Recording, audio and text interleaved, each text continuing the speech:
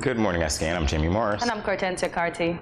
Thank you for joining us on this, can I say lovely Monday morning? It's rainy where we are quite a bit, not that I mind too much, but it's still lovely anyway. It's great to be alive, so we want to thank you for joining us. You mind? My clothes have been getting wet and wet and wet. I have to rewash. So we wash.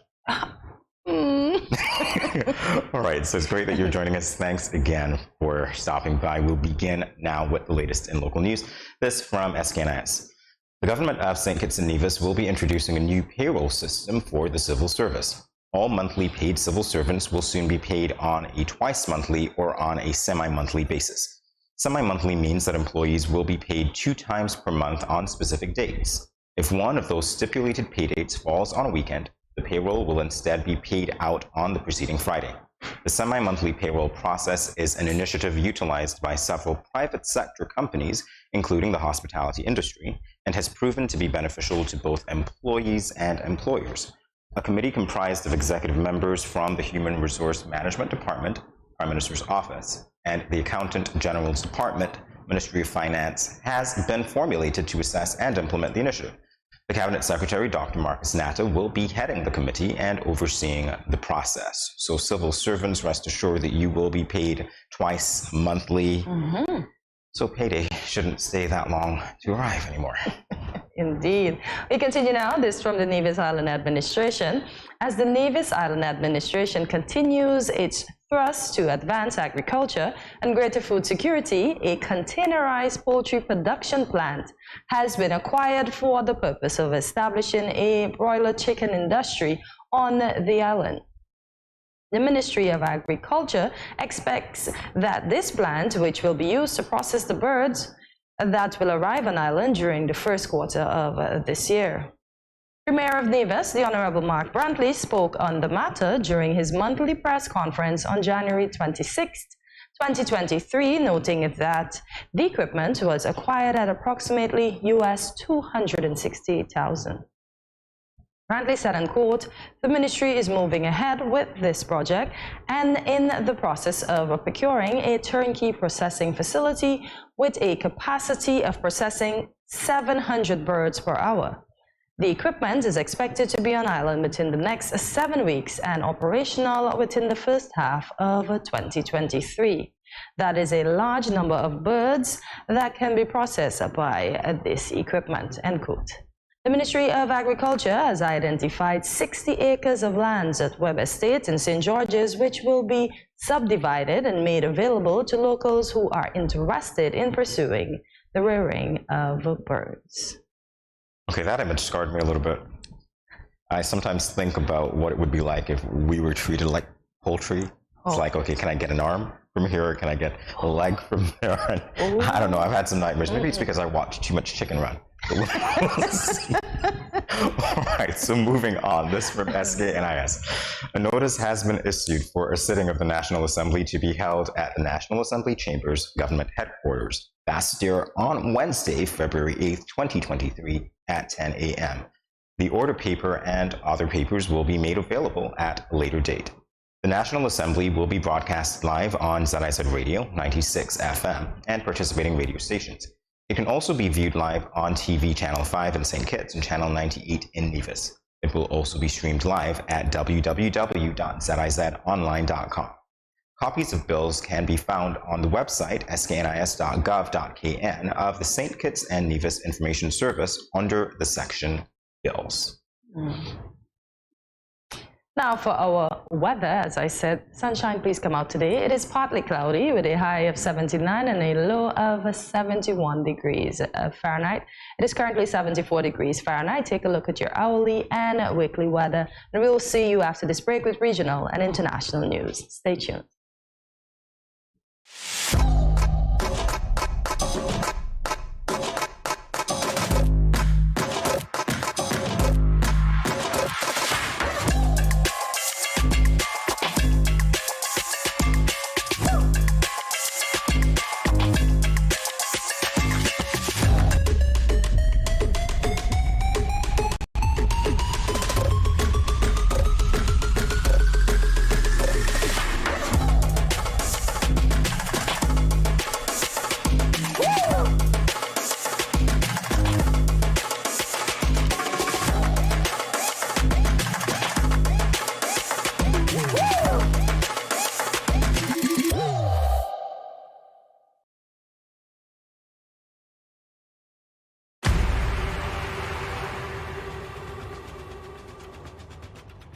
What will it take to grab the attention of someone with the power to make your dream come true? 7 hopeful entrepreneurs in search of the finances necessary to take their ideas to the next level. This is their lives, right? This is their business. 4 savvy business owners ready to make a pragmatic investment. You can't help people if you can't help yourself. First you make the dollar and you give the dollar. Why you take your business offline? I really feel that you need to do a little bit more research. Very knowledgeable. Super knowledgeable. You have a great idea and a great concept. I think you'd be snapped up by Disney. If you have a job someplace, it means that if something is not working, you can walk away. Who will invest? Let's do this. Let's do this. Thank you. And who will be sent home with nothing? I am your host, Kevin Hope.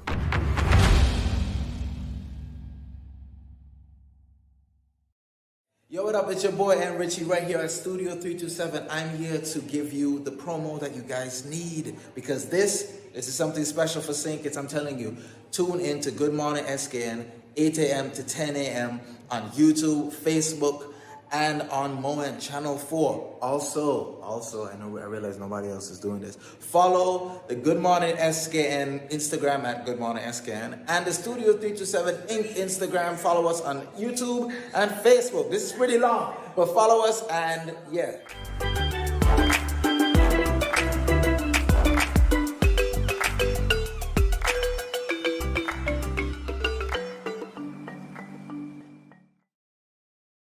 Welcome back to Good Morning SKN as we continue now with the latest in regional news. This from Loop Caribbean.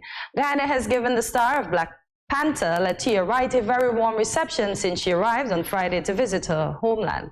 The Wakanda Forever star spent the day at the Iwakwama River Lodge on Saturday, where she had an extensive tour of the community and interacted with residents. Wright, 29, who is Guyanese born, is visiting her home country, which she left when she was just 8 years old to live in England. She was born on October the 31st, 1993 in Georgetown, Guyana. In 2018, she attained global recognition for her portrayal as Shuri in the Marvel Studios Black Panther franchise. For this, she won an NAACP Image Award, a SAG Award, and in 2019, she received the BAFTA Rising Star Award.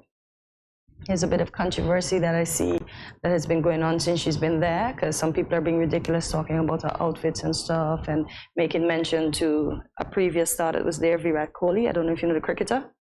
So there's a bit of controversy, but all in all, keep shining, Shuri. It's Shuri.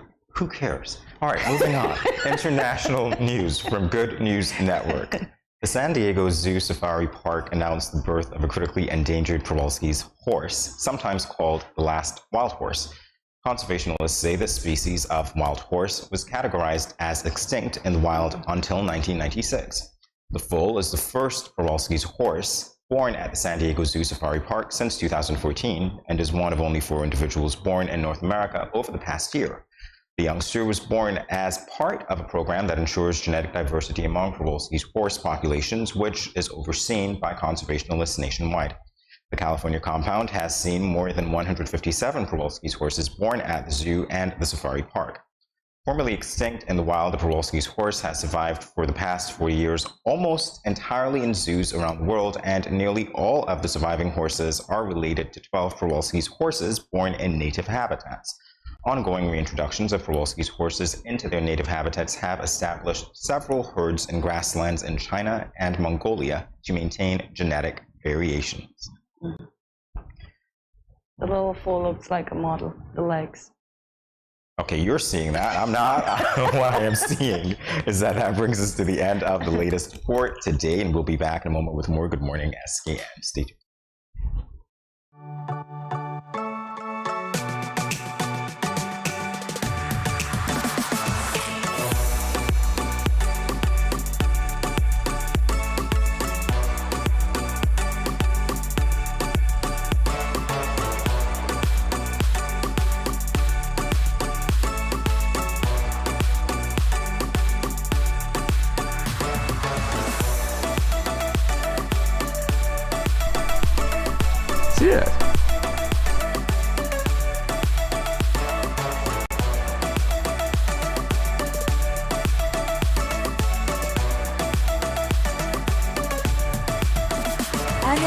exotic experience.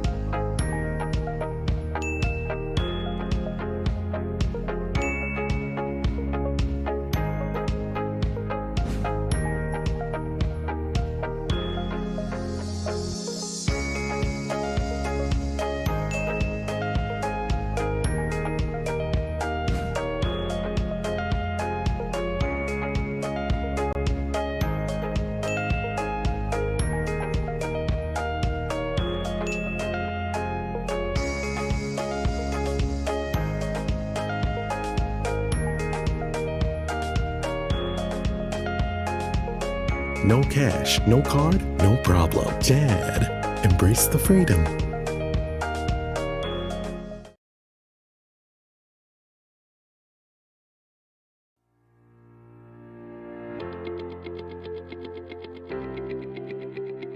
Dreamy Decor specializes in flowers for all events, from birthdays to weddings and any other special occasion.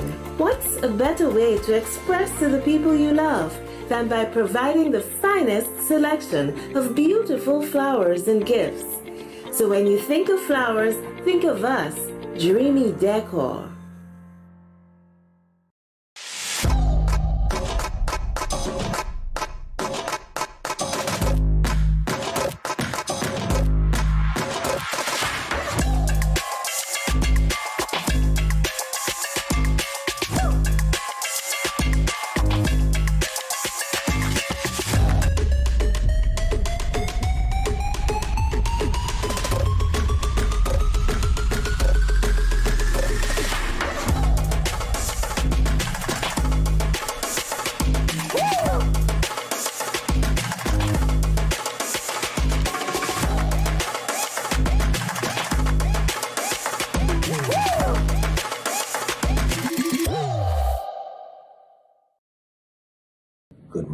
Good morning, SKN and Studio 327.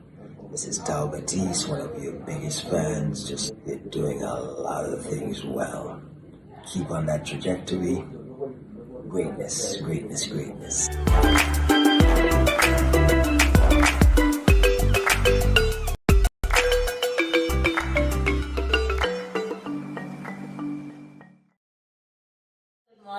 Good morning. This is Karen Paris and support from Paris Lamont. I want to encourage y'all to sign on to Good Morning SKN every morning from 8 to 10 at Studio 327. Thanks.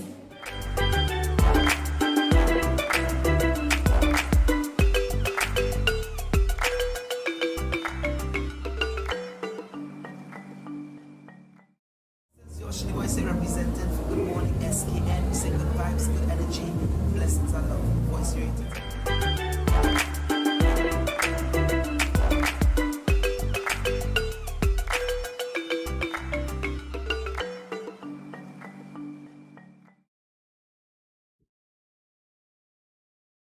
It is the start of a new week and almost the beginning of a new month. At this time, many are gearing up to tackle their goals and check tasks off their to-do list. On the other hand, others may be struggling to get organized and stay productive. Jamie, which side are you on?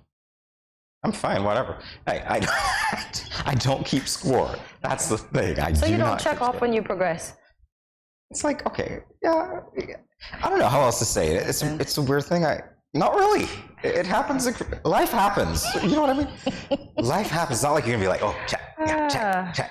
If we all walk through life like that, we'd be like, I don't know, automaton. We'd be like robots. Okay, but I guess I'm a little robot then. Okay, you said.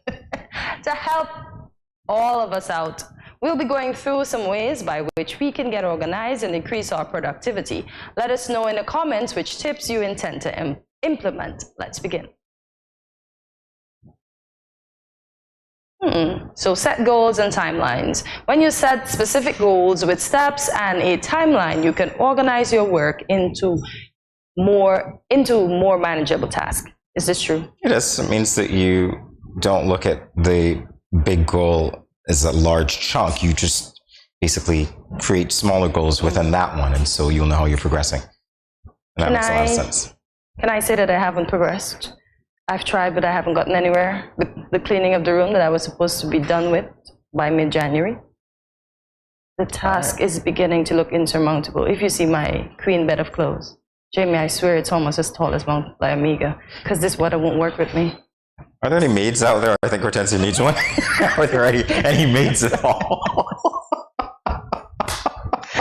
Guys, I haven't completed my goal. It hurts. It hurts so bad. I see. Yeah, but definitely manageable tasks. Yes, that makes a lot of sense. Indeed. Because it also it also adds clarity to your goal if you think about it, because sometimes there's an overarching goal that you can break down into sub goals, and so this definitely helps. Indeed. Want to walk a mile? Start by putting on your shoes. Yeah, and take it bit by bit. Right, so track progress. Who does that? I guess everybody does. All right, to make sure you achieve your goals in the time you allotted, try to track your progress. This can also help you identify when you're most productive. With this information, you can decide when to work on your most important tasks. Well, that's true. That is definitely true. Indeed. I'm one of those people who likes to do the heavy lifting in the morning, because I think that's when my brain is most active. Okay. And then I do, the simpler tasks as the day progresses, but definitely those things that I need to just get to. Morning. Go. Makes a lot of sense, because I prefer to exercise in the morning as well. And then through the entire day, that beginning energy goes with me. Okay. That's true. Well, heavy lifting for me was not necessarily exercise, but hey, to each her own. Why? Why? Oh, so use a planner. When using a planner, write down specific events and their details throughout the days, weeks, and months. This strategy keeps you aware of due dates you may have coming up in your schedule. Oh my God, yeah. You realize we have no excuses now, because everything is digital and everybody walks around with a cell phone. So if you are going to be late for a meeting, that's on you. If you're going to forget dates, that's on you, because everybody uses a cell phone. Put it in there. As a matter of fact, you've got devices you can just say, set reminder for. That works. But what if the cell phone dies on you? What if you didn't realize the battery is needed? Hortensia, how many people do you think, if we were looking at percentage, how many people would the cell phone die on? Not a lot. Let's be realistic. Exactly, it's like 10% of the population, I'm betting. Working man and woman who is busy and got so much to with the cell phone, because we do everything with the cell phone or with smart devices. So we overwork the cell phone and the battery's down. We didn't realize. The battery's not going to be down because we're this close to chargers every place we go. It's not going to happen. We're close to a charging port. We may not have our charger. And there's somebody else who does. Okay. And they're going to be more universal. I'm trying all the angles to help you to get everything together. That's nice. Isn't somebody going to help me with this? Didn't we have new standards for chargers that needed to be implemented by 2023, 2024, I think, for cell phones? I think there was like that thing, the USB-C type, if I'm not mistaken. Don't want to say I am, but I think I heard that probably 2 or 3, I'm correct, yes, 2 or 3 years ago in the news. So really, you have no excuse. Go to your neighbor next door and ask for a charger. They're all going to be universal anyway. What if they don't want to get germs on their charger? Hortensia, come on. I'm just trying. We may have a monk in the place. You never know. Hortensia. Yeah, I'm just Jamie, I have to think of all the obstacles that can stand in the way of... That's not one. Buy 2 chargers. Here we go. So create to-do lists. To-do lists are simple yet highly effective lists to help maintain productivity throughout the day. Use to-do lists to write down important tasks and use to-do lists to write down important tasks you want to accomplish. Try to organize your task based on urgency. This whole thing just gives me anxiety. It's like, there's always a list. There's always something else to do. It's like, use one device, will you? Please, put it in there. The scheduling works. Add your to-do list to that. So you don't have to worry about list A, list B, list C, whatever. And if you have to organize something, do it in the morning. I mean, seriously, get to work, organize your day if you're one of those people who needs to. Don't have a desk that has so many things all over it that you don't know where you'll find anything. One of my friends said to me that that was described by some as a method in the madness or method to the madness. Yeah, method to the madness. I'm sorry, if you're the only one who can understand where to find X on your desk, I don't want to come into your office. Because the minute I try to organize anything there, which I won't, by the way, you won't know where to find it, even though it makes perfect sense to an objective observer. Oh. Well, to each his own. Everybody has a method to their madness, so. Yeah, but I just hate lists. I hate the idea of lists in different places so that I have to try to remember where this list for that task is. No, you've got the device. It's all there as much as you can. Put a link to something else. There is no excuse, really. There really isn't. Not in 2023. Well, not in 2023, according to the technology guy over here. I still write down. So I know once I need to look for the colorful book. That's probably right in my bag. Yeah, turn the fan on. Open a window. Let's see what happens to that paper. All right. I said a book. Okay, book. Okay, good for you. Oh, wow. That's so nice. That makes sense, I guess. All right, so here we go. Practice accountability. When you hold yourself accountable, you reflect on your to-do list, evaluate your progress towards your goals, and identify ways to improve your performance. Regularly check in with yourself to determine your progress and find areas where you can improve. And this is a really important one because you've got to be checking for that data that will tell you whether or not you are on the path to achieving your goal, whether there are things that you need to tweak. And if you don't do that, come on, it's like you're not going to progress anyway. Yes. It makes a lot of sense what you just said. You have to keep checking. That's why that room is bugging me, because it's like I can't get it done. I'm trying not to have sleepless nights over it because I'll get it done. Let's hope very soon. I'm not going to put a timeline again. I'm just going to work. Okay. And then when I'm done, I'm just going to say, I completed it at that date. Yeah. All right. Guess you'll be practicing accountability. Yeah, indeed. So limit distractions. It is much easier to concentrate on work for extended period in an organized workspace. As Jamie just mentioned, when you limit distractions, you maintain your focus on your current task. My cell phone is a big distraction. Because all kind of things pop up on YouTube and I want to watch it and I have things to do. And my time just runs out. Staying young is hard, but getting old is easy. The time just flies.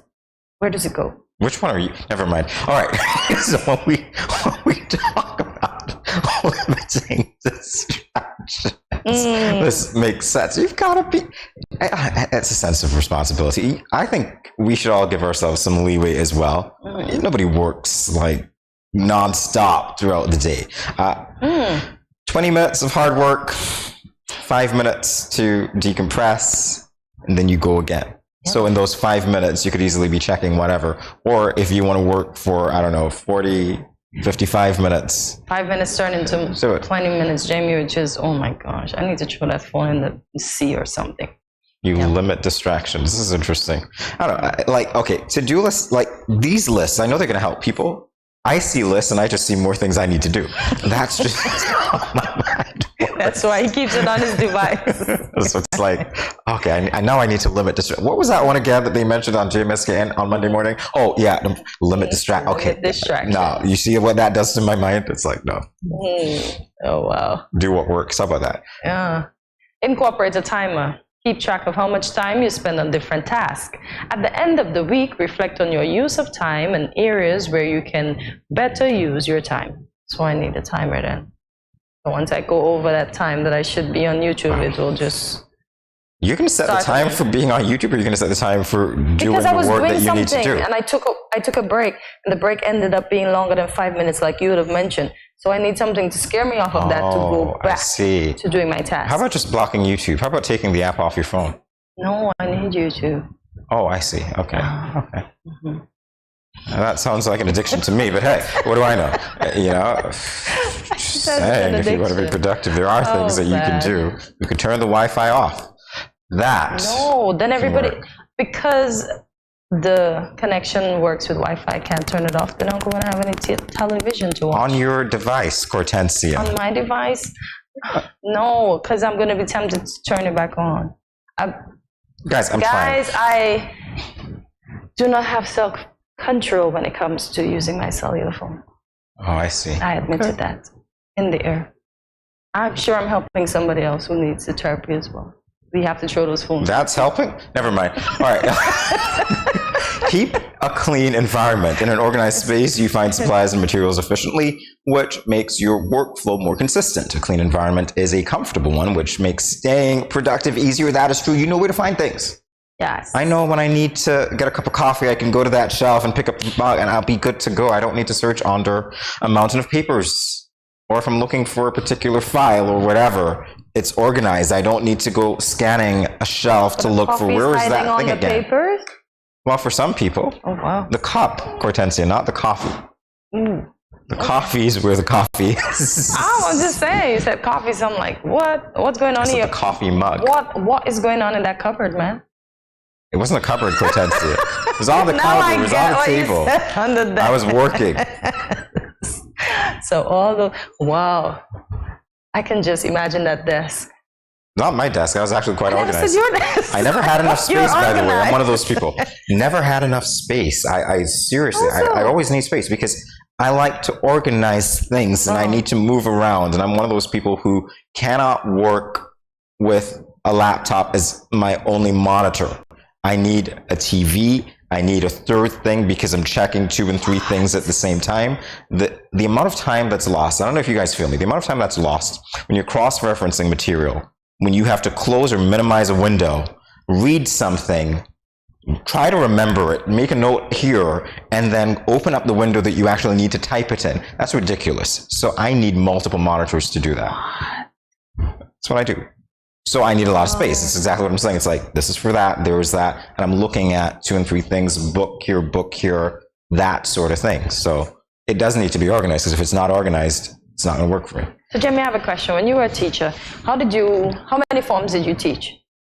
Several. I never counted, but I had several. Okay, so how did you manage when you had to mark their homeworks with all those books on your desk, and then you may have test papers and try to get them off as quickly as possible. Okay. And I had my piles. That's the thing. And I tried not to, because I'm the one who generally decided when I was going to give tests anyway. It's like, okay, this is my light day. I'm going to give the test here, and I'm going to get it off of my desk in 1 or 2 days. Good. Okay. And then I go to the next one. Okay. Sometimes they doubled up, but generally speaking, if I gave a homework assignments, I know myself. It's going to be light. It's going to be like 1 or 2 questions. Here we go. But you get it back. I can move on. Okay, fair enough. Okay. It's really organized, guys. Really organized. So use labels. Labels are a practical approach to organizing your files. Clearly label each file and arrange them in a way that makes the most sense to you. Use this approach for digital files too. Clearly label files and folders on your computers as are much easier to locate without having to search for them for a long time. Are you kidding? And by the way, some people still don't know how to use a search function. Have you encountered those people? Guys, seriously. I mean, I remember having this discussion with somebody years ago. It's like you're looking for one thing, but you've got a reference to, we need to teach people how to use technology. Yeah. So your files are not necessarily organized, or you're probably in somebody else's folder and they've named it something else. Yeah. But you have a keyword that you want to look for.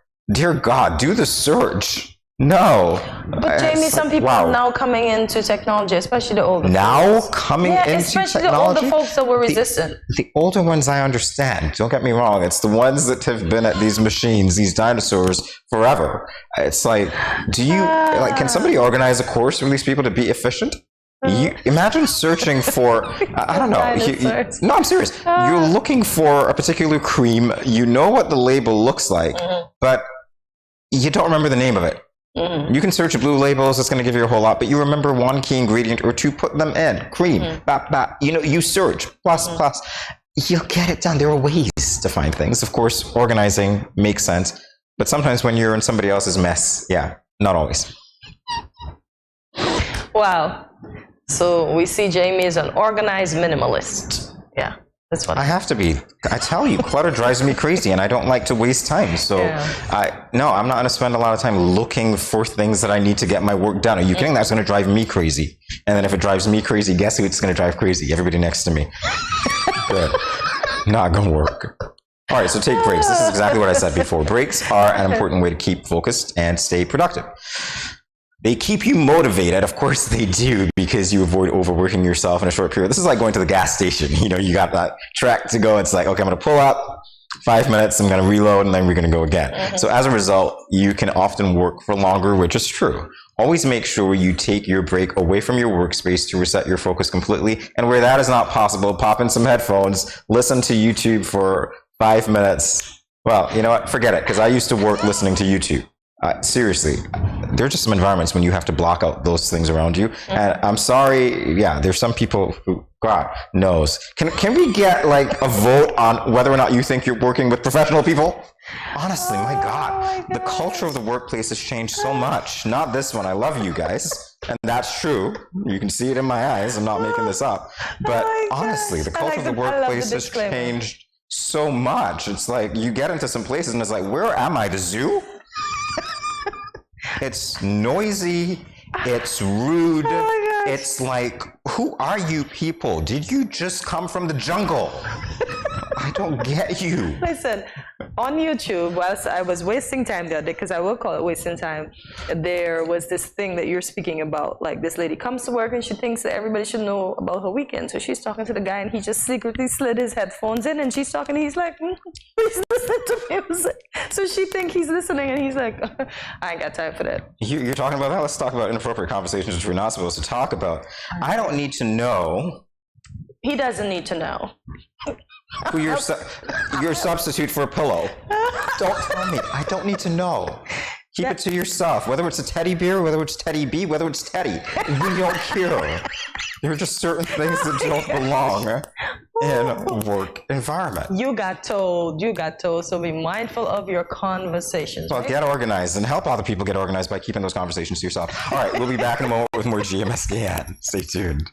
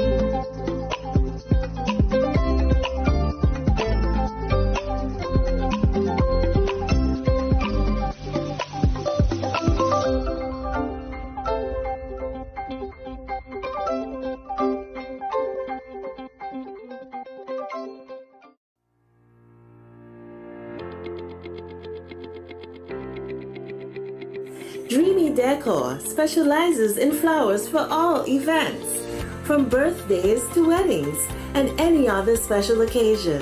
What's a better way to express to the people you love than by providing the finest selection of beautiful flowers and gifts? So when you think of flowers, think of us, Dreamy Decor. Good morning, this is Carol from Lux Carnival, and I listen to Good Morning SKN.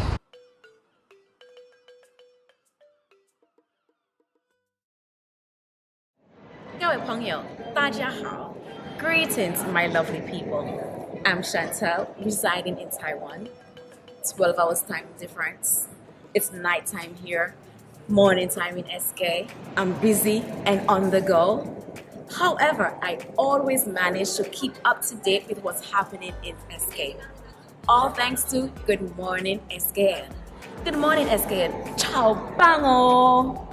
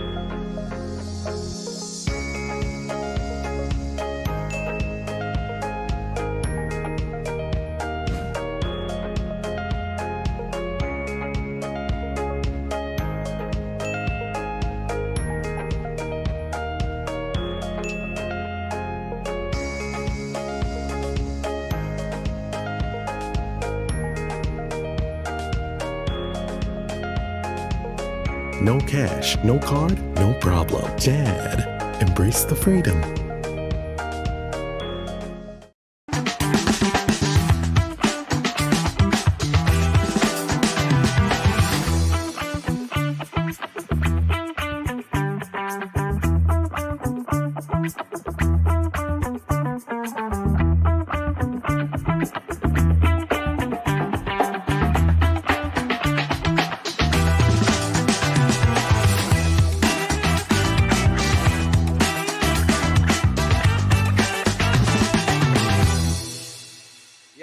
Yo, this is your boy Smiley of the Grandmasters Band, and you're watching GMSKN. Hey, wherever you are, whatever you're doing, just make sure you're watching GMSKN.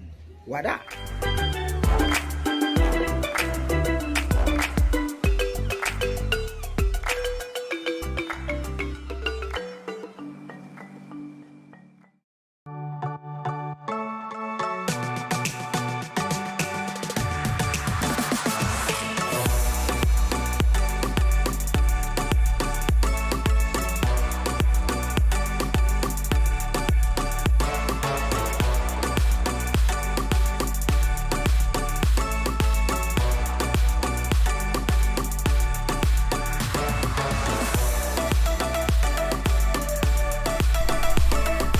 Yeah.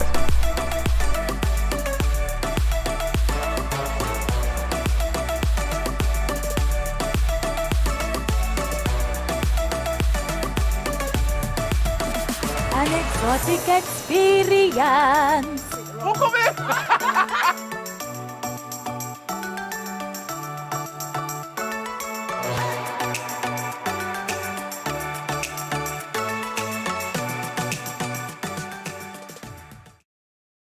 Yo, what up? It's your boy and Richie right here at Studio 327. I'm here to give you the promo that you guys need because this is something special for St. Kitts. I'm telling you, tune in to Good Morning SKN, 8 a.m. to 10 a.m. on YouTube, Facebook, and on Moen Channel 4. Also, I realize nobody else is doing this. Follow the Good Morning SKN Instagram at Good Morning SKN and the Studio 327 Inc. Instagram. Follow us on YouTube and Facebook. This is pretty long, but follow us and yeah.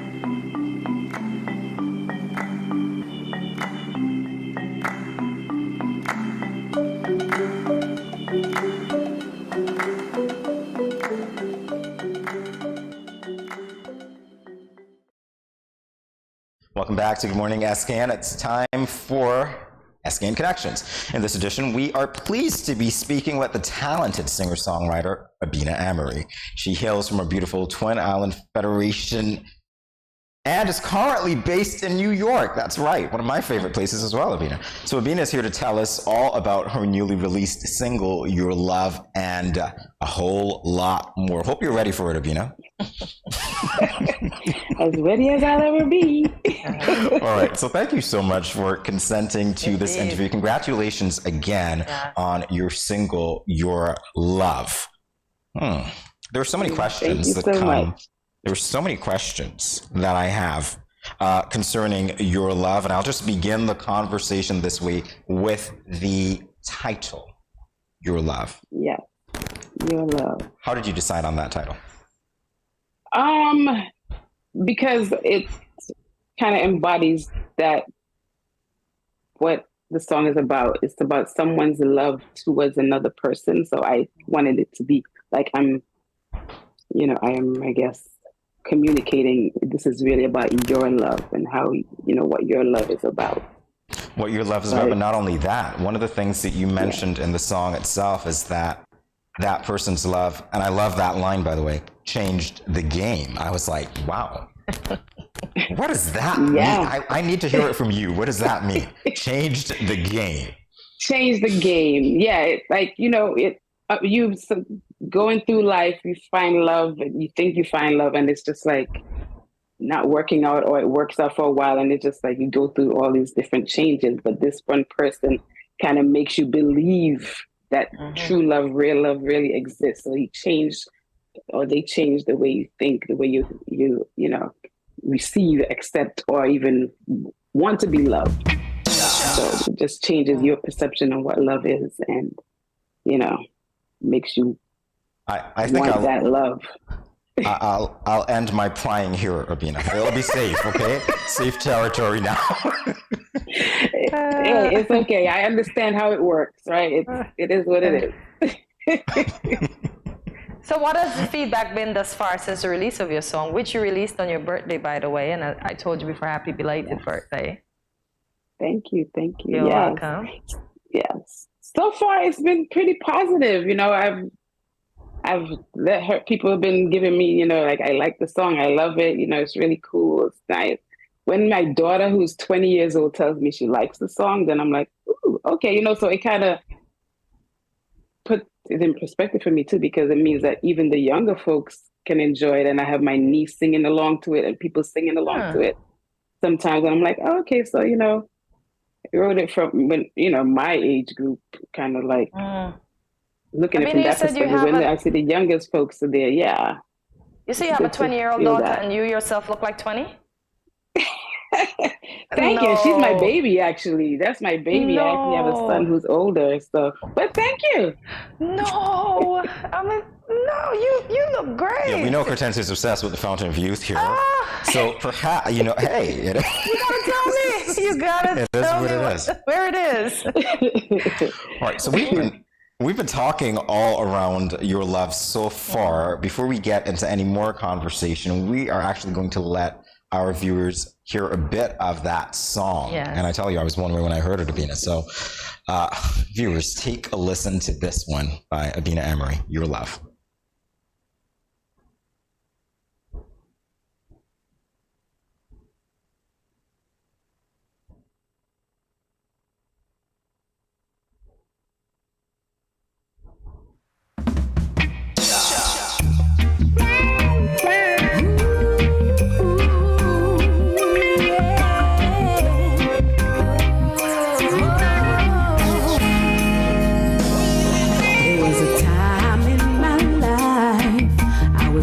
Satisfied, my love life felt so empty.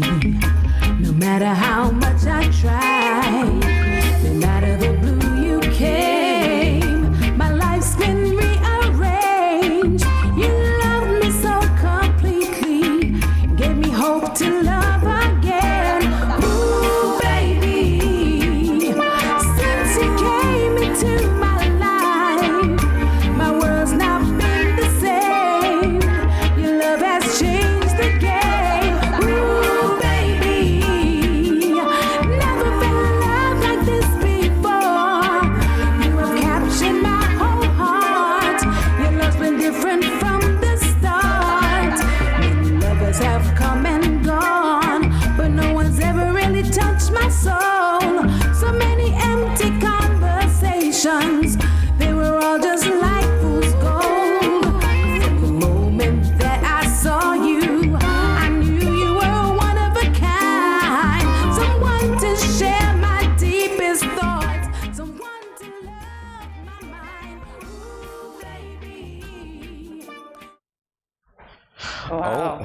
goodness. I don't even know where to go after that because literally I'm hearing things that I didn't hear before when I listened to this. And I'm like, so many empty conversations. Before, we're thinking a lot. I wanted to focus on, you know, the object of your love, Abina. And now I'm hearing about all these empty conversations that you had along the way. I'm like, there were so many influences weren't there?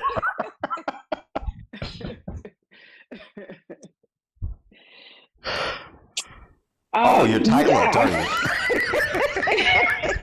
Jamie? Again, it's just experiencing, you know, going through different journeys of love, my love life or anybody's love life. And, you know, you find people you just, you know, there's just there, just wasting, not necessarily wasting space, but wasting your time too, to trying to give you all this small talk and all this other type of things. But you're looking for a deeper experience. And I think as you get older, you realize, you know, that stuff was just a, you know, just a waste, and you need more than that, and you need something with substance. And you know, when you find that, it's like, ooh, wow, you know, And you see why it has cross-generational appeal. You see that because everybody could relate to that.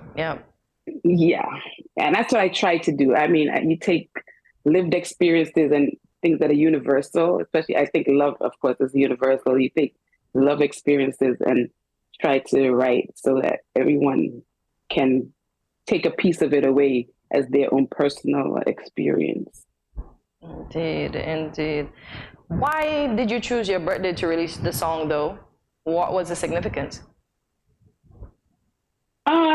I guess we've been sitting in it for a while, and we were like, okay, when can we do it? And we just figured that would be like a good day, you know, like a gift to myself, releasing this to the world. So that was the concept behind that. All right, so gift to yourself, releasing it to the world, letting the world see your talents. Because again, you are the songwriter. You're not only the singer here, but the songwriter. What does it mean to have your song elevated to this platform so that everyone can hear who Abina is and what she has to say? I'm still grasping that, actually. It's like, wow, this is me, you know, I did that, you know, kind of thing. I'm still like, okay, it's good. But it feels really, it's overwhelming at times because I'm like, okay, I'm getting all this feedback. It's like, this is my song. This is me, all me. You know, I've done other songs that people have written. I've, you know, been on other people's music, but this is like mine. And it's like, wow, you know, I could do it. Okay. You did that. You know? You did that. Yeah. So I'm pushing the envelope a little bit here, but I'm not with you in terms of the timing, but I want to ask it anyway. What made you choose that genre?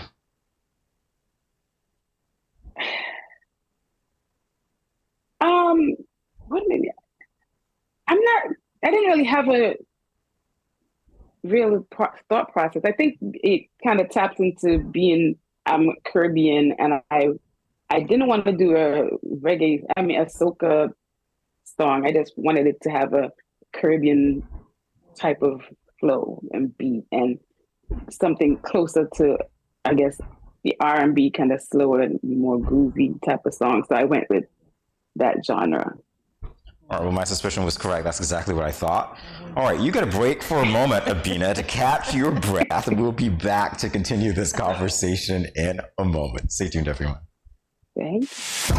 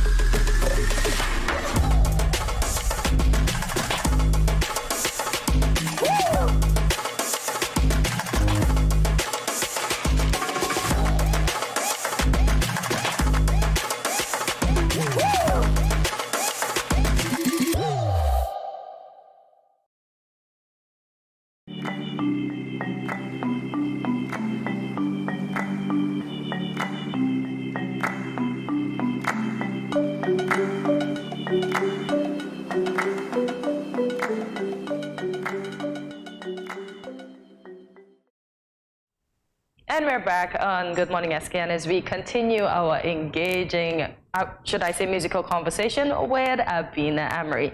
Abina, what are your favorite lyrics in this song? You made me feel like I'm worth loving. You made me smile again. You're exactly what I needed. You know, those lyrics, I think, are, yeah. Those are powerful lyrics. Can I ask, is this song personal to you? Here we go again. That wasn't me. I was asking. I can see, you're blushing, Abina. Abina, you're blushing. You're blushing. So that's... She's blushing. I love it. Yeah, on some levels it is personal to me. Okay, all right. I was actually just going to hand you a card if you wanted to raise that. I would have just moved on. That's fine. You are a trooper, Abina. Definitely a trooper. All right, so tell us about the writing and production process for you. Were there any highlights that you want to share, and were there even any challenges you encountered? For this song, I actually wrote this song in like a day. Wow. I just had a spur of, I guess, a rush, inspiration just to write this song, and I just did it. And yeah, I just sat down on my bed and I just wrote it. Let me backstory. I actually went to the studio a while ago, probably a year before, and I had started writing. I only had like 2 lines, and I didn't know where I was going to go with the song. And I had the music, so I don't know, just got this inspiration. I want to write this song in this moment, and I went back to what I had before, and I revamped it. As I said, it was only a couple lines, and I just sat there and I just did it in one day, and I called a friend of mine who had a studio, and I said, I need to get this song down like ASAP. And I went to the studio like the next day he had time, and I went in and did it. I did end up eventually changing the production, the music for it. Okay. But that was the initial, like, I need to get it down. I need to hear it, put it full down. So I did that. And then I let some people hear it, that one, and then like, we can, do some more with it. So I got somebody to do the production, the music for me, and then I went in and I put the vocals down again for it. Okay. So let's talk about your release party. It's upcoming on Saturday. Yes. Yes. It seemed like it was so far away. Now it's like a couple of days away. Right I'm there, like, yeah. Oh my gosh. Yes. So after the song was done, we decided we were going to do a video for the song. So, my team and we got together and we should do a video. So we shot a video for the song, and that's what we're going to be releasing on Saturday. So it's, that's the video for the song, and see how people receive that as well. How much information can you share about this video? It's like, I don't know, talking to you, something tells me I don't want to wait until Saturday, and I'm not even going to be in New York. So,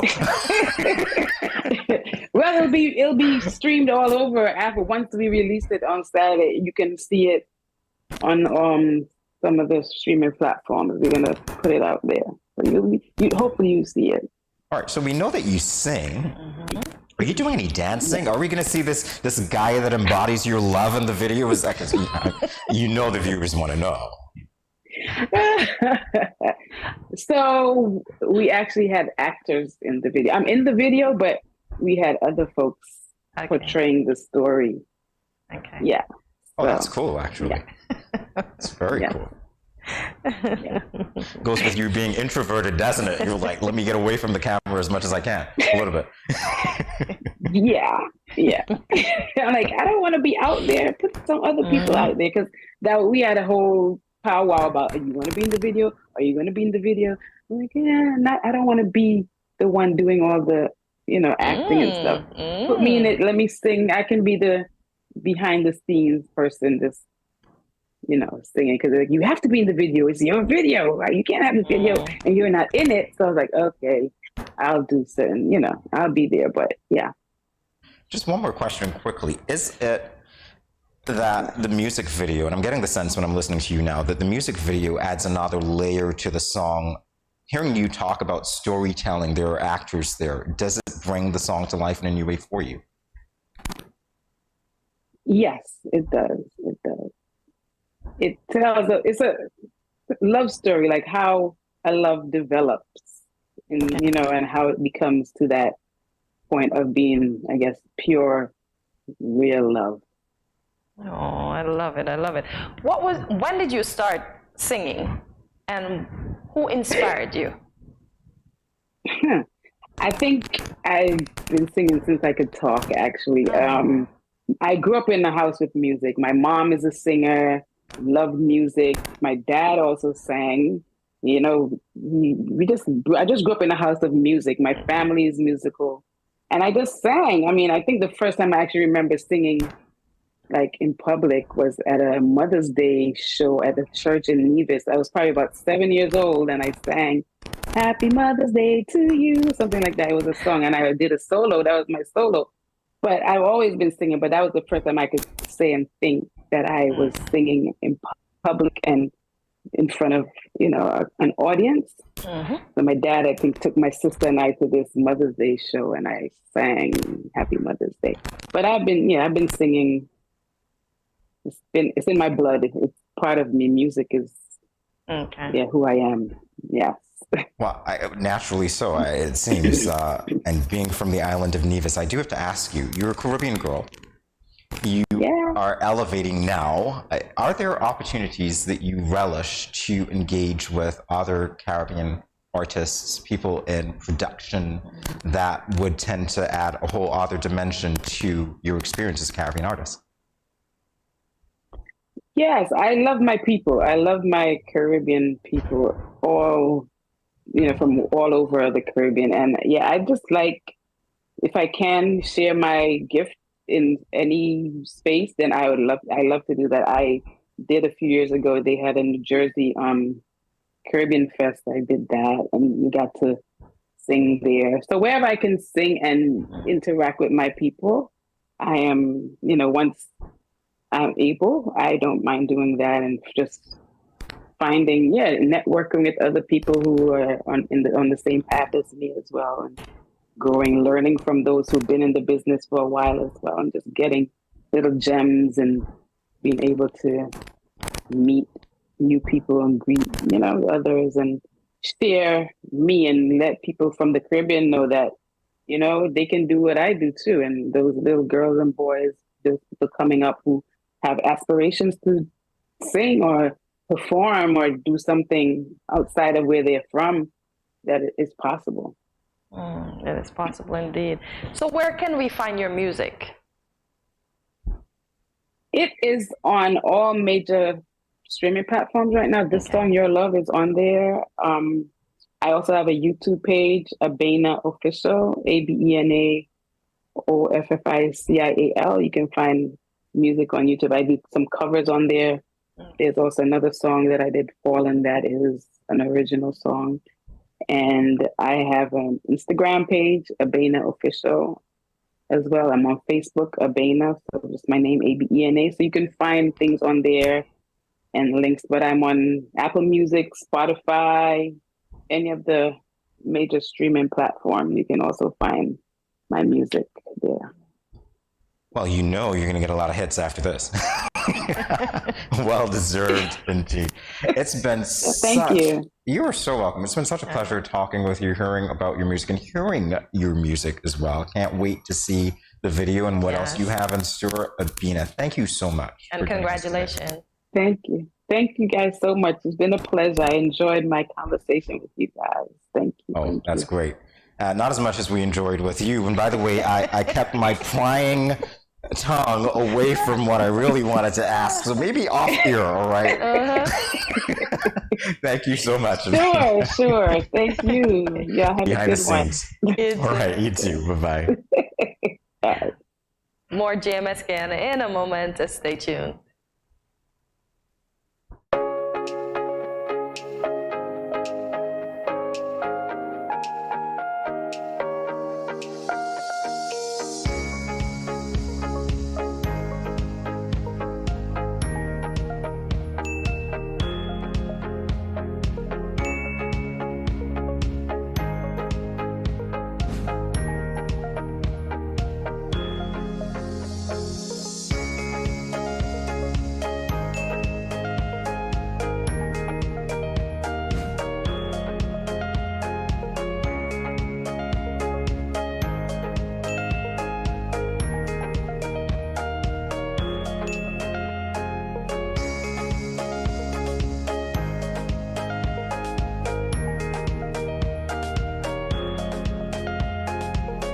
No cash, no card, no problem. Dad, embrace the freedom.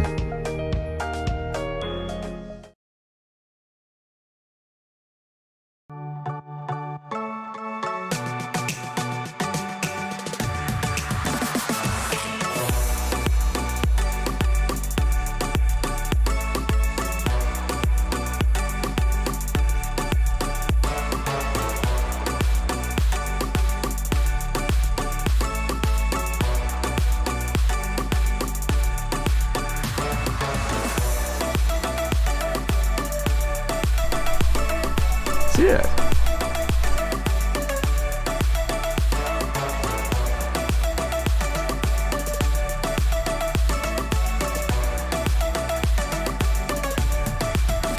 An exotic experience.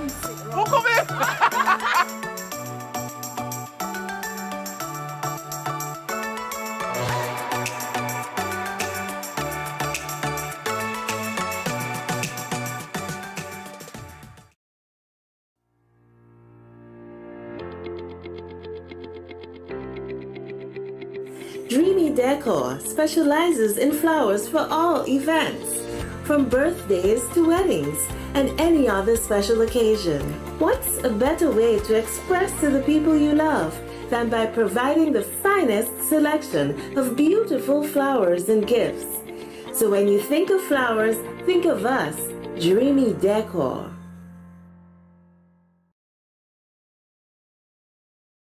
Yo, what up? It's your boy and Richie right here at Studio 327. I'm here to give you the promo that you guys need because this is something special for St. Kitts. I'm telling you, tune in to Good Morning SKN, 8 a.m. to 10 a.m. on YouTube, Facebook, and on Moment Channel 4. Also, I realize nobody else is doing this. Follow the Good Morning SKN Instagram at Good Morning SKN and the Studio 327 Inc. Instagram. Follow us on YouTube and Facebook. This is pretty long, but follow us and yeah.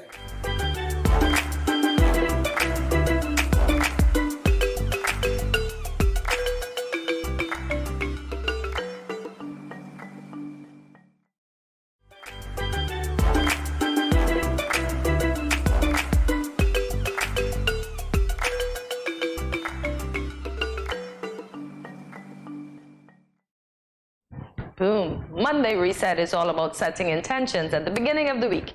It's finding strategies that help you recover from the weekend and get your week off to a healthy start. Is that true?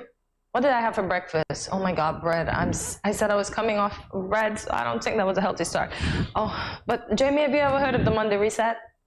No, I heard of Manic Mondays. Cindy Lauper. Just another Manic Monday. I've heard of Manic Mondays. Monday Reset. It's hard to think that you actually have to reset after a weekend when you were doing what you loved to, I assume, do what do you love in the weekend? Love a little less. Not working. Hanging out. Being at home. That's not true for women, though, because we work non-stop 7 days a week. I am trying to find a way to stop Monday from coming. I'm working on a master plan. Yeah. Anyway, you're working on a master plan to stop Monday. Jamie, the time comes too quickly. By the time Saturday comes, it's laundry, it's cleanup. Sunday, it's church, it's cooking, it's ironing for the week. It's just too much. Okay, so Monday, it's just too much. Wow, okay. Monday Reset. Here's the thing. You can't stop time. It's going to hit you anyway. So here's one of the things that you can do to get Monday reset off to a great start, right? Monday reset strategies. Start your day out mindfully and have an attitude of gratitude. That's two things rolled into one. Yeah. So intentional. Be intentional about it. It's like, you know what I want. This is Monday. Yeah. So wake up in yoga. What? Wake up in yoga. Say start your day off. So you wake up mindfully. You wake up, Lord, I'm thank you for being up. Or even if you don't believe in the Lord, thank you for, well, I'm grateful that I'm up. Universe, because you know people speak to the universe. Universe, I'm grateful that I'm up. Then you do some yoga. So you're mindful of your surroundings. Or you do some deep breathing. How about that? I don't know about the deep breathing part. I know about being grateful. Alrighty. So exercise, as I said, exercisesthebomb.com in the morning. You wake up at 4:30 and you're pedaling on your bike, or you're doing some aerobics, or you're doing something. Exercise gives you a great start to your day. For me, I have more energy. I last longer throughout the day. There's no burnout. I do what I have to do. Do I stay off the phone? No, not really, but yeah. What about you? Do you exercise early in the morning? Sometimes. Okay. Exercise. You know what? It's a thing. You exercise whenever you can. That works too. And do something just for you. This is important. So meditate or play, whatever it is. Make sure that you take a little time to do something for you. So that might be exercise. That might be taking 20 minutes to, I don't know, go around the block and feel like you're getting your thoughts together to start the week off mindfully.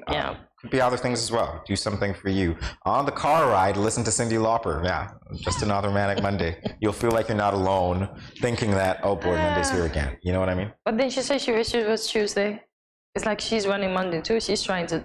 Didn't she say... No, I don't think it was Tuesday. It was... Wish it was either Sunday or Fun Day or something like that. I don't remember the lyrics right now, but it was any other day but Monday. So that means she didn't like Monday too? Well, who likes Monday, Cortezia? Except for bosses. Who do you really think bosses like Monday because bosses get stressed out to think these people coming back again? No, they're not looking at it that way. They're looking at it in terms of productivity equals money equals greatness. But what if productivity isn't as good? So they'll be stressed to think, do I really need to see these people? Because they definitely want Monday. Some of them will actually try to get you on Sunday too. Yeah, be careful. So that's where we go with that. Alrighty then. So do something else good for someone just because, like make someone breakfast. Yeah. Oh, that? Okay. Yeah. Well, I guess if that works for you, I don't know. I hardly ever eat breakfast, so it's just... So what can you do on a Monday morning to make someone feel special?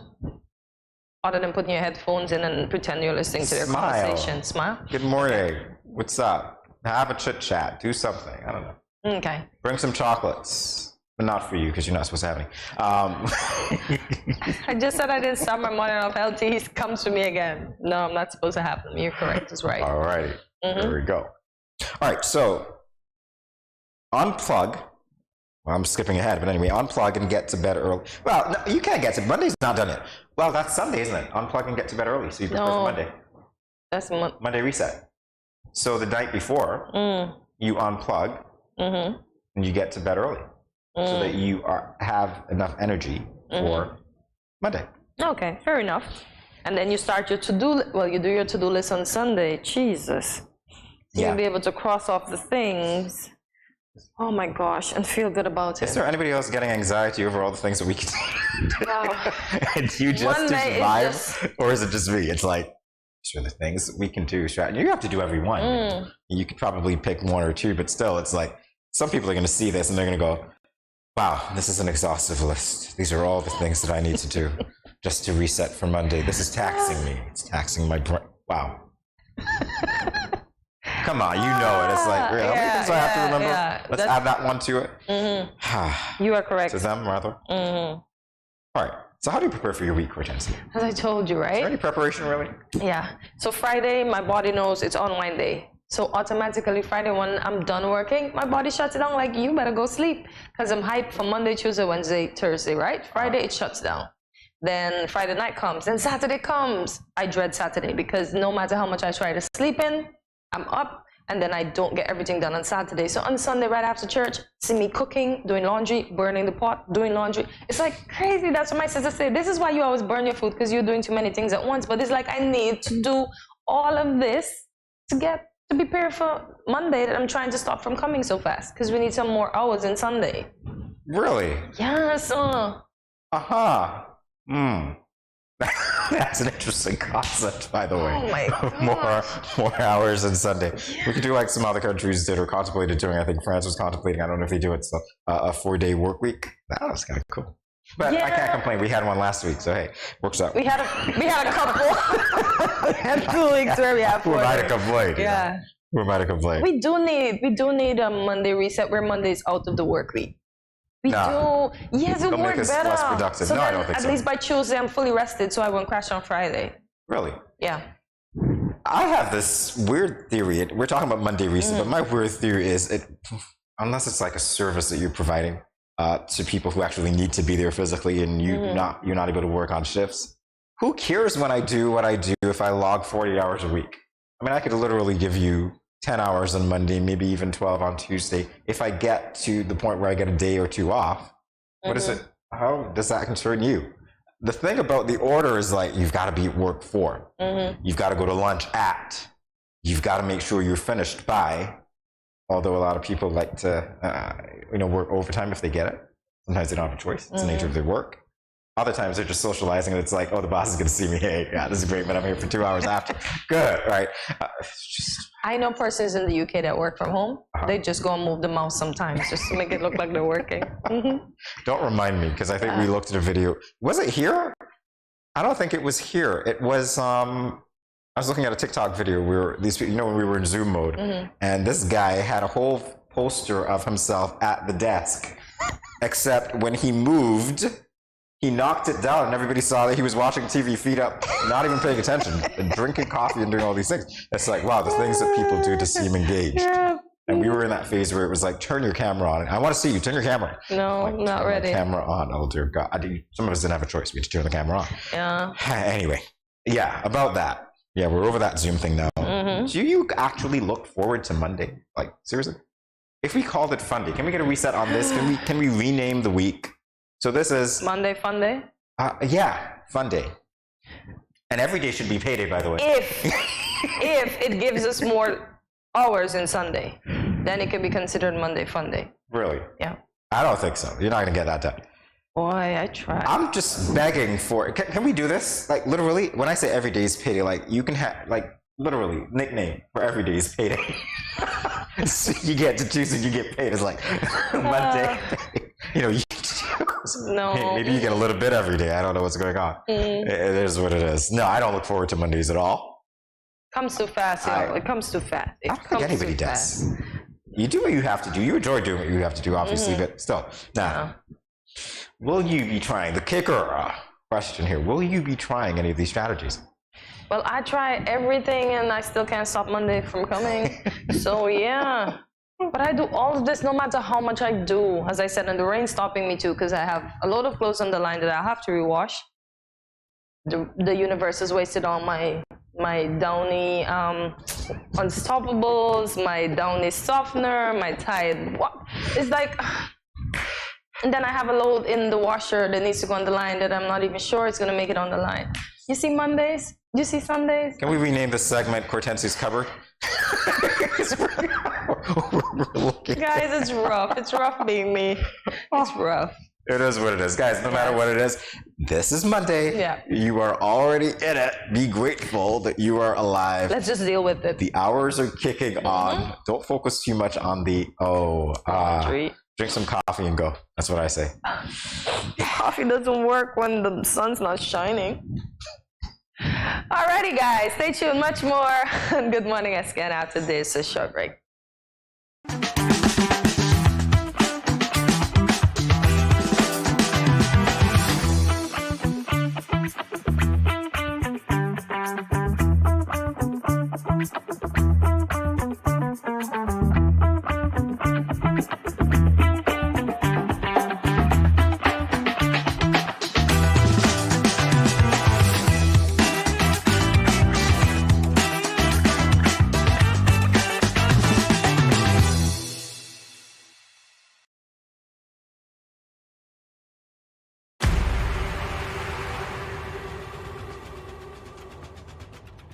What will it take to grab the attention of someone with the power to make your dream come true? 7 hopeful entrepreneurs in search of the finances necessary to take their ideas to the next level. This is their lives, right? This is their business. 4 savvy business owners ready to make a pragmatic investment. You can't help people if you can't help yourself. First you make the dollar and you give the dollar. Why you take your business offline? I really feel that you need to do a little bit more research. Very knowledgeable. Super knowledgeable. You have a great idea and a great concept. I think you'd be snapped up by Disney. If you have a job someplace, it means that if something is not working, you can walk away. Who will invest? Let's do this. Let's do this. Thank you. And who will be sent home with nothing? I am your host, Kevin Hope.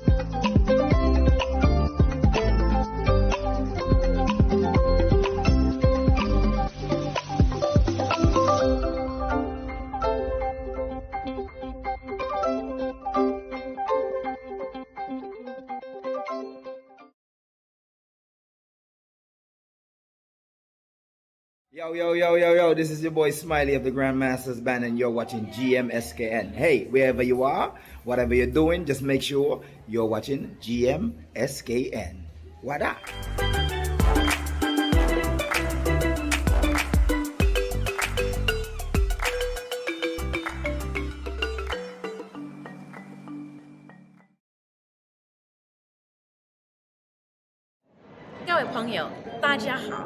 Greetings, my lovely people. I'm Chantel, residing in Taiwan.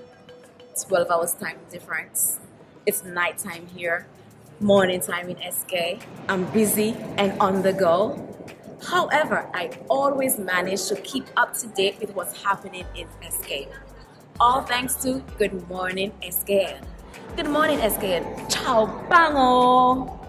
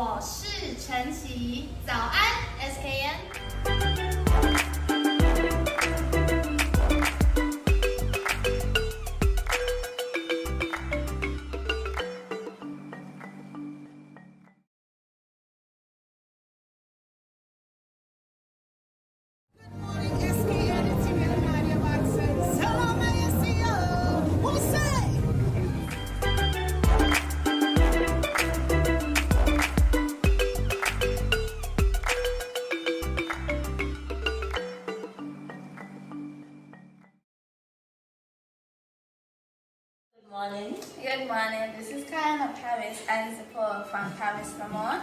I want to encourage y'all to sign on to Good Morning SKN every morning from 8 to 10 at Studio 327. Thanks.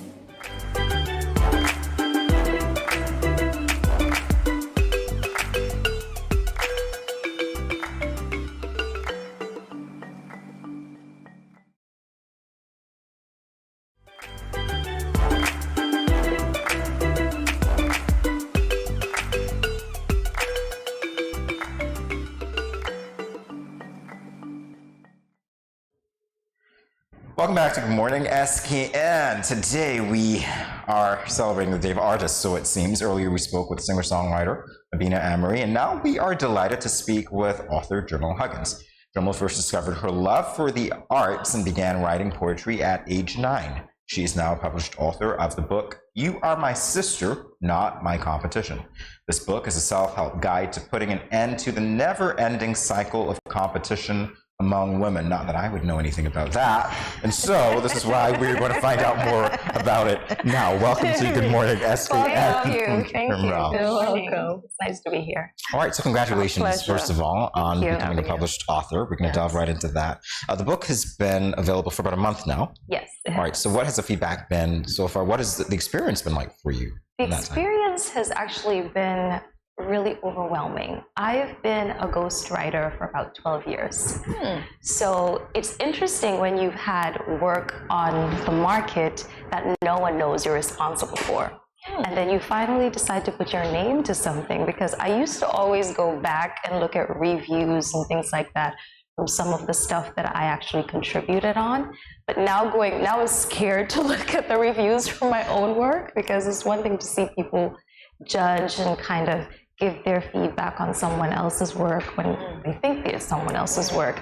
But now that it's my own, everything is just so much more personal. Okay. But the feedback has been amazing, because the very first review that I got was someone pretty much sending me a message personally after they put up a review on Amazon UK. And I was like, I can't see it here in the US.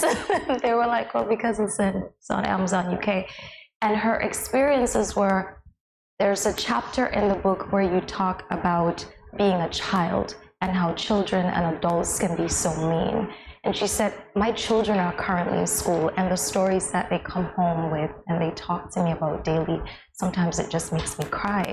And so it was getting feedback like that that really made me go, I knew I had to write this book, but this is really why I wrote this book. And I'm glad that this was the project I chose to put my name on. Yeah. I want to know, before we go into anything else, are the books available in the bookstore here in St. Kitts? Not as yet. Okay. But there will be.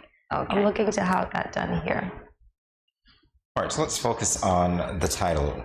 And again, why you had to write that book. That review, you gave us a little insight into why you felt you had to write that book. But the title itself is so catchy, and it tends to indicate that there are so many issues that women face when they're dealing with other women. The title again, You Are My Sister, Not My Competition.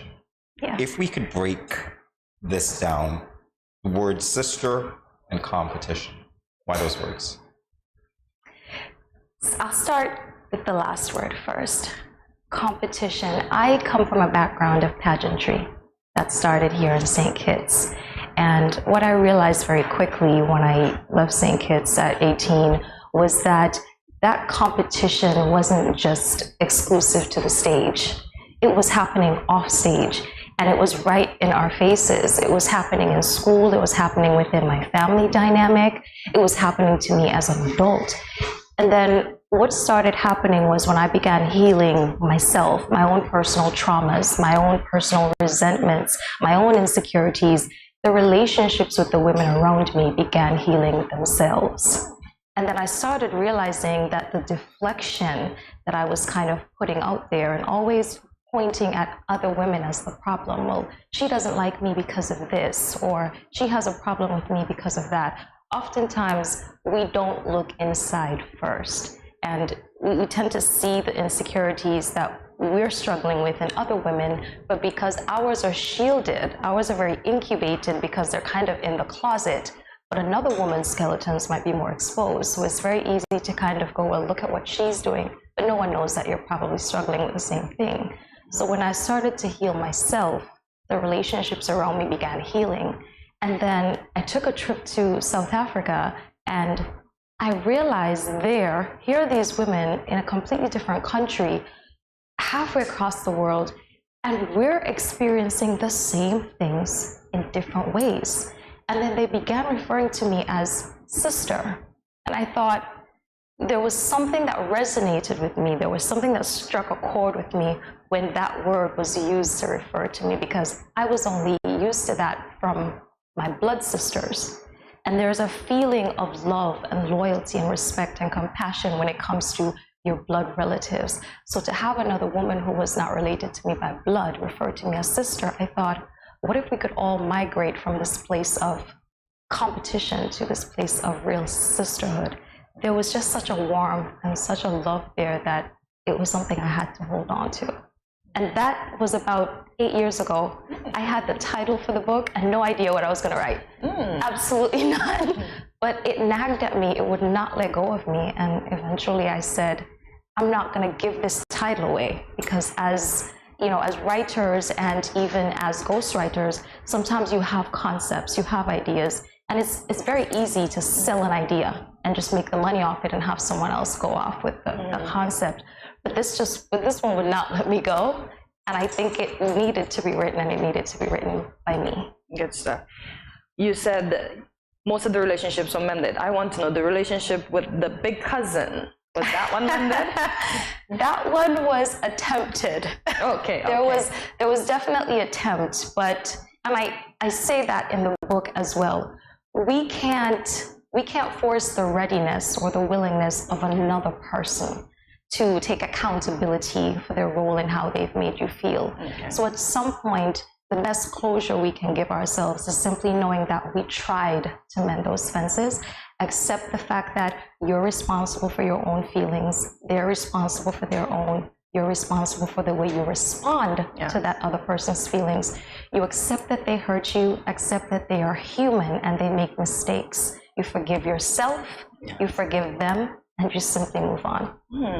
And Well that's said. how I dealt with that one. Well said indeed. We're talking about, and I can appreciate why this book, Jermel, is a self-help guide, because it's not necessarily the most palatable thing for women to talk about. You're talking about introspection. You're talking about accepting that you might be the problem and not someone else, and gauging your reaction. So changing your reactions to them. There are a couple of chapters in this book that I would like your take on. The titles, I'll just read them. Birth of a Resentment. What's that? So Birth of a Resentment goes through where I began really struggling with my own insecurities and putting that blame that I was talking about earlier on different areas of my life, different people. I grew up here in St. Kitts, and I was a part of pageants, I was a part of the music scene, and I got a lot of backlash as a child. And oftentimes I felt, I don't think they realize that I'm still a child. I'm female, yes, and I'm out there and I'm exposed, but I'm still very much a child with a child's heart and the innocence that comes with all of that. So things like being on stage and performing and having people criticize, well, she's not dancing enough like Alison Hines. And you're putting me now in a category where now I'm looking at Alison Hines and building a little bit of jealousy because I can't do what she's doing. And that's who you're comparing me to. See, a lot of the times as women, the comparison doesn't just come, we don't just create these feelings out of nowhere. Because if someone doesn't walk into a room and tell you that you have a large nose and you've been going along just fine with it, you're not picking at your nose until someone points that out as a problem. And so that's where the birth of resentment really came from. It was because I fell in love with music at such a young age, and I felt like my love for that was just drained from me. I lost the passion to continue doing it, and I really lost my spirit at that point in my life because I was dealing with so much at such a young age. And that's another reason why I wrote the book as well, because I think that was overlooked. She's a child, and so it can't be that bad, it can't be that serious. But it was building, and it ended up becoming a huge part of the traumas that I had to face as an adult and the things that I had to overcome as an adult. But I always looked at you, first off, as a confident person. And it's like you knew my story just now, because when I was going to high school, I always said I was going to change my nose because my maiden name is Cortentia Moses, but my classmate called me Cortentia Noses. So yeah, so I experienced that. So I definitely understand what you were talking about. And there's one part in the book where you said there was a rumor going around, which was spread by your best friend. I'm surprised that you were pregnant. That's why you ended up in the hospital, because of everything that overwhelmed you, you basically try to take your life.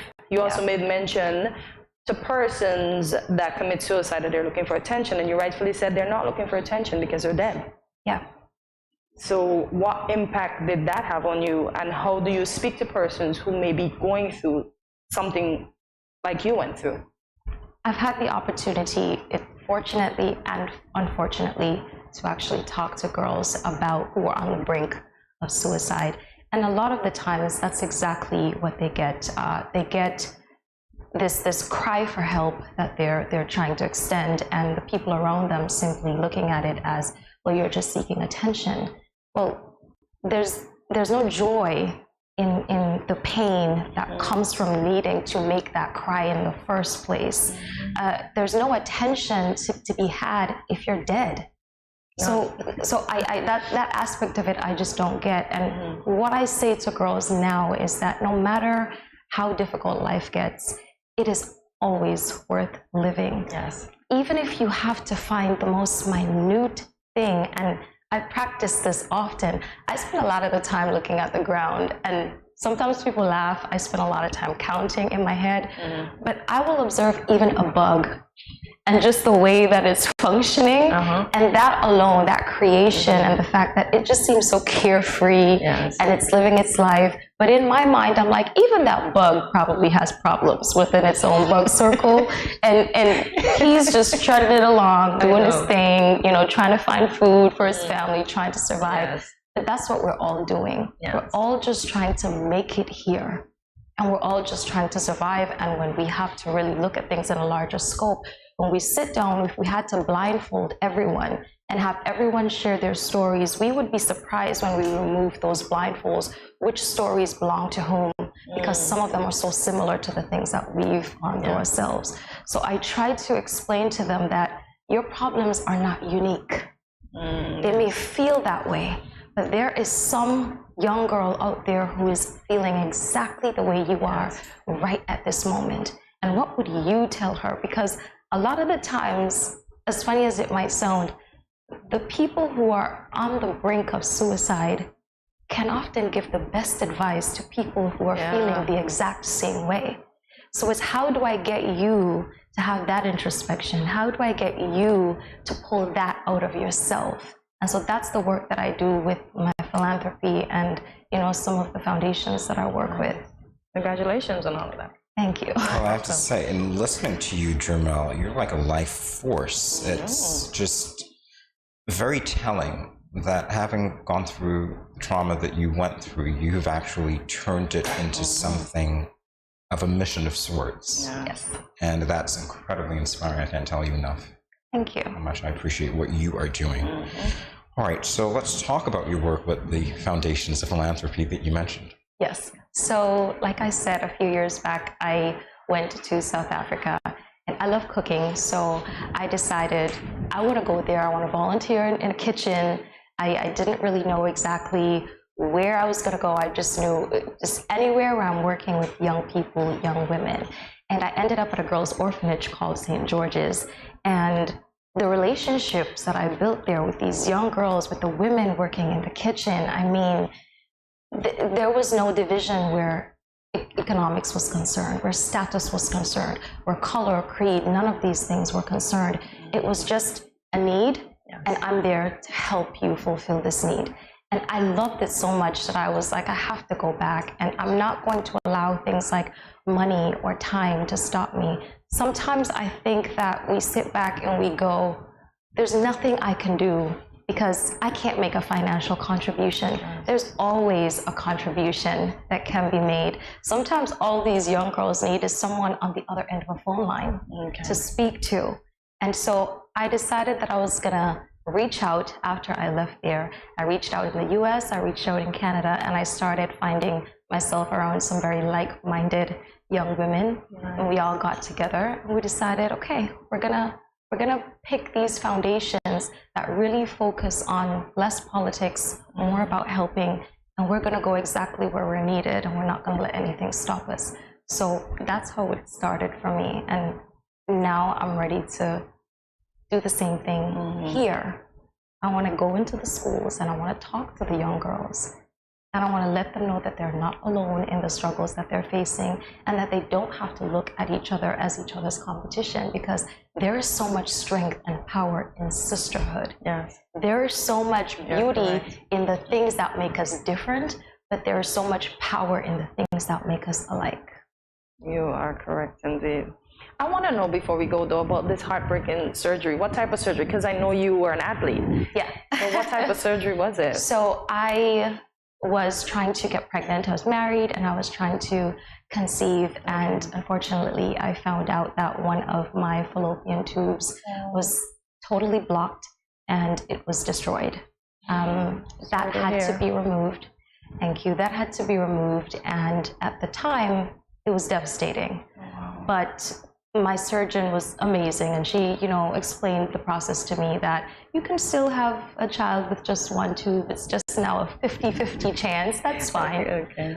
But then I prep myself and I go into surgery, and on the day of that surgery, when I woke up to the news that both of my tubes were gone, because the other one was so damaged by scar tissue. It was scar tissue was wrapping itself around the existing tube, and so they had to make the decision to remove that as well. Had they not, I would have been back on that table in less than 3 months, or I would have been dead, walking around with that. Sorry to hear. So it was that moment, actually, that was the impetus to me finally putting pen to paper, and to me finally going to Africa, because I was putting that off for so long, and finally I was like, you know what, I've lost this opportunity now to have this child of my own, and then I go to this place and I have 24 young girls that I feel are my babies. Yes. So I felt like God, I don't feel like God took something from me. I feel like he simply gave it to me in a different version, in a different form, because my maternal instincts are always there. That nurturing side of me is always there. So that was the situation, and it was going into that surgery on that day, and I tell this, I mentioned this in the book as well, and there's this moment where I'm laying on that bed and they're pushing me in down the hallway, and there's all these lights down the hallway, and I can smell the linens. Like all of my senses were heightened. And I tilt my head back after all of these nurses kept reassuring me that everything was going to be okay. And I tilt my head back, and what I saw was like, it was like a heaven-sent scene from a movie. It was these women, this band of women led by this surgeon and these nurses. And they're women, strong and powerful and confident and caring. And they were all there for me. They were all there to support and assist a woman who they had never met, who they had no connection with aside from she needs us right now. And that's what this is really about. There is a need for sisterhood. Yes. And we don't do ourselves any favors when we push women aside and when we brag about doing everything on our own. And I don't have female friends, and I only deal with men and things like that. There's nothing to brag about with that, because a woman who has no female friends is one of the loneliest women on the planet, whether she wants to admit it or not. That's true. But it was that moment where I went, okay, this is it. Whatever happens, Lord, if I wake up, I'm putting pen to paper, you just guide me with the words. Now we have the book. Now I have the book. I can't even put this into words effectively, Jermel, but you are writing about sisterhood, but you're appealing to humanity for me. Yes. And I thank you so much for that and for sharing your stories.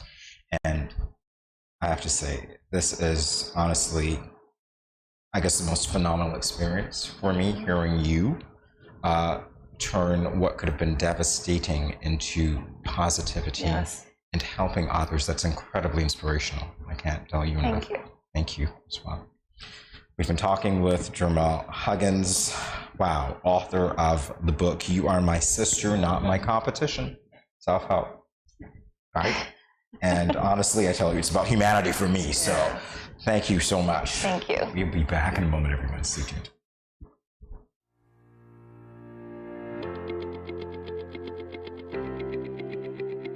Dreamy Decor specializes in flowers for all events, from birthdays to weddings and any other special occasion.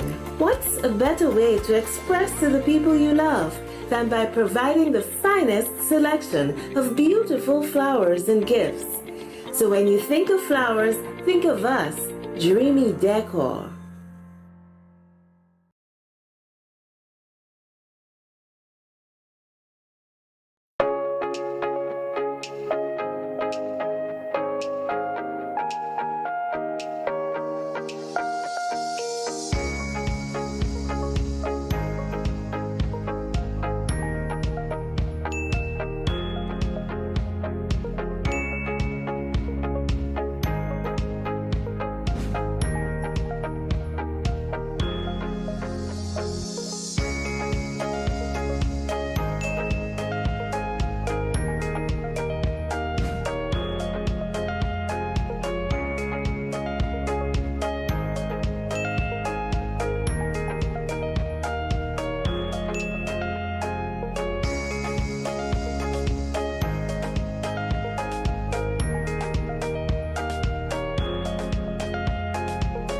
No cash, no card, no problem. Dad, embrace the freedom.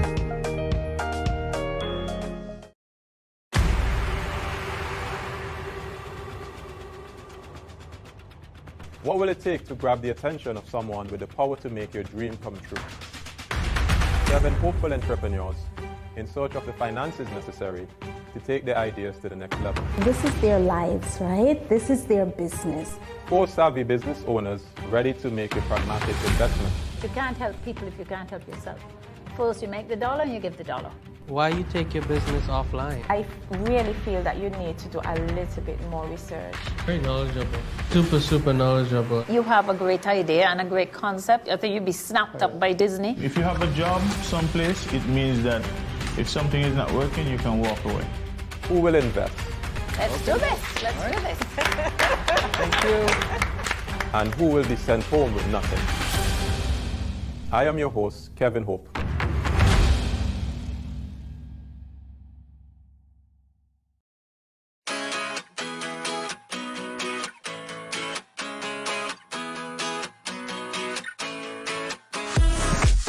No cash, no card, no problem. Dad, embrace the freedom.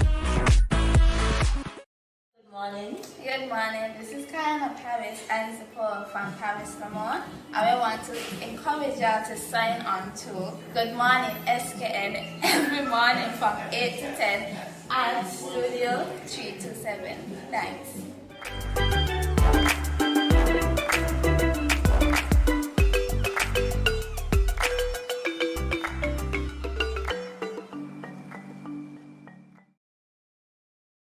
Good morning, SKN and Studio 327. This is Tal Batiste, one of your biggest fans. Just you're doing a lot of things well. Keep on that trajectory. Greatness, greatness, greatness.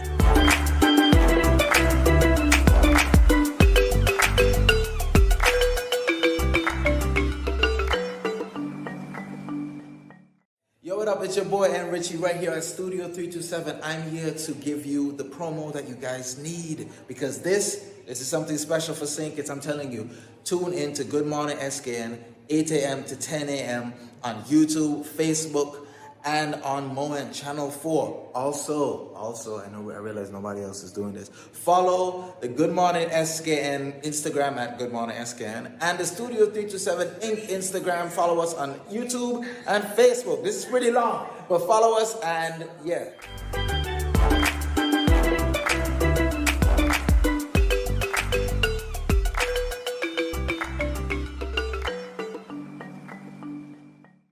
And we're back on Good Morning SK. And after its 2-year hiatus due to the global pandemic, the Giant Malt Relay Championship and cheerleading competition was held yesterday, January 29th, at the Kim Collins Stadium. Jamie, did you go? Charles E. Mills Secondary School was announced as the relay championship winner. And Baxter High School as the cheerleading competition winners. Of course, I see we have a Baxter High School schooler in here. Let's have a look at this clip of the winning performance from the Bastyr High School cheerleading team. Go BHS.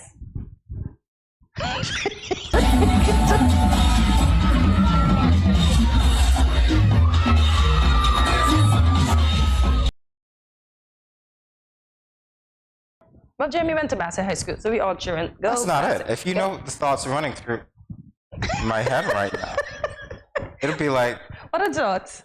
What are the thoughts? Where is Naima Hazal and where are the Washi Wildcats? Naima. Jamie, you're supposed to be an alumni of the Bastyr High School. I know you're a teacher at the Washi High School. Come on. Where is it? I'm just putting this out there. Listen, you don't understand that Naima used to be I know that. helping people cheer on the week. What happened? Seriously, what happened? Congratulations to all of you. Bastyr High, we took it back. I just want to know what happened. We took it back. We took it back. We took it back. What happened? In any event, hey, it had to go sometime, and so it did. Congratulations. I'm sure it's well deserved. Yep. But Naima, if you didn't help, this one is on you. Naima, you heard that. You got called out by Jamie. But wasn't Nadia part of the squad too? I honestly don't know. It's possible, but you know, yeah, people got busy. Yeah. Busy. So we get it. Tell you, staying young is easy. Getting old is hard. I know, is the universe playing tricks on us now because Washi did not win? You guys are not supposed to see the video. Do you see what's going on here? Is this what it is? That is not what is going on. Are you sure that's not what's going on? But Jamie, let's speak about SEMS, formerly Sandy Point High School. What are they eating in the country? They've always managed to maintain the championship. What are they eating over there? I don't know. They've got a great coach. At least they used to. I don't know. They've got a great team, right? They have managed to maintain that's what it is. Their status of winning. And it's always been a competition between them and BHS, huh? Always from,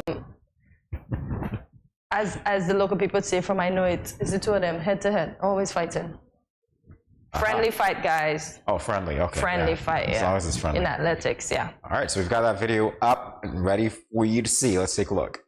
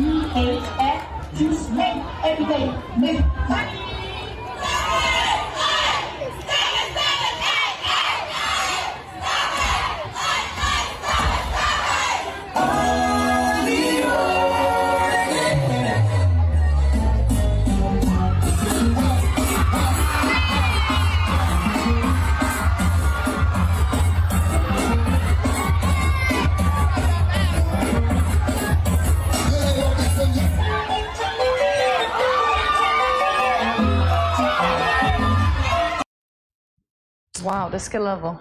Oh, that was nothing special. If you get to about 80 years old, you'll hit the ground the same way. Hater. No, that was Go good. Bastyr. That was good, actually. That was good. That was good. Regardless of what I said about hitting the ground. But I want to know, whose hair was that was thrown away? I don't know. You can investigate if you want. The fact that I hit the ground means that it's not that important. All right, no, honestly, the flexibility of those children, amazing. I don't know, and the choreography, it's just, wow. Skill level is on point. This is why I need to redo school, because we never had a cheerleading squad, and we need a chance to. So we need a rewind. I need a do-over. You need a do-over? I don't. I'm fine. As Alonzo said when he was here, it's like that flexibility that you have when you were younger. I remember when I used to be able to do that. I was about 4. Do what? Do what in particular? I want to know. Do what in particular, sir? Flip backward, keep my legs that high. Listen, I can't even. I'm sorry. We're not even getting to like GMSK Nation. 15 degrees. Get me up like that person. Let us know in the comments. It's not working. It's not gonna happen. Are you kidding? Oh wow. Wow, that's why I was joking about if you get to about 80, 90 years old, you're gonna hit the ground too. Is there still a 70? Is it 70? No, she's older than 70. She can still do the split, and she still be doing some gymnastics on an uneven bar in the US. Yeah, she got this. Wow. She's landing on point and everything. I think she's 80 something. You've got skills that I don't have. That's fine. That's why you're doing it and I'm watching. All right. That's exactly what's going on here. So again, which schools were you rooting for? You know, I'm a Wildcat. All right. That's just what it is. Wow. So the Wildcats getting licks? I'm a Wildcat. Pastor is back. Oh, yes, wow. we're back. Oh, wow. On that sour note. On that sweet note. No, it's sour. Sour. All right, we want to thank you guys for joining us today for another edition of GMSKN. You hear me say this just about every day. We're encouraged you to tune in daily to find a little bit of everything. I'm talking to everybody here, so a little bit of everything for everyone. That means that we'll have some content for you, right? So get your friends and family to watch if you can. And of course, remember to follow us on our social media platforms. So Facebook and YouTube, it's at Studio 327 Inc. Instagram is at Good Morning SKN. You should like, subscribe, follow, share, and also check out our website at www.studio327inc.com to learn more about Good Morning SKN and Studio 327. My favorite part. Leave us a comment and let us know what was your favorite part of today's show, and give us some insight on what you like to see on the show. If you have a guest, call us, recommend your guest. Oh, I don't really like this part, but I have to say it. But I know I'll see you again tomorrow. Yes, tomorrow, Tuesday at 8 a.m. when you will start your morning bright and lovely and grateful with us right here at Good Morning SKN. As usual, thank you for watching and have a great Monday, guys. I know. Reset the day. Make it great again. See you tomorrow.